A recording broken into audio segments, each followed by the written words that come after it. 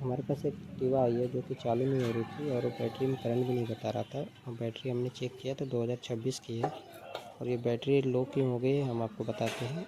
ये जो self relay है, ये देखिए सेल्फ रिले ये शॉर्ट हो गया, इसकी वजह से करंट नहीं आ रहा। अब हम चेक करते हैं, निकाल दिया इसको। मारो मारो, करंट बहुत कम आ रहा है। हाँ अभी आया, रुको रुको रुको रुको, मारो, आ रहा है, मारो, बस रुक जाओ। फिट करते हैं, देखते हैं गाड़ी चालू होती है कि नहीं। हमने फिट गाड़ी स्टार्ट करो, चालू करते हैं।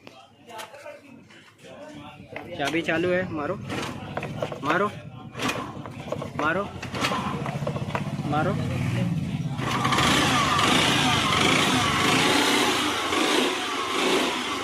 फाइनली हमारी गाड़ी चालू होगी। तो सेल्फ रिले को हमेशा ध्यान में करंट ना आए तो सेल्फ रिले को जरूर निकाल के चेक करें। ऑयल है कि नहीं इंजन में।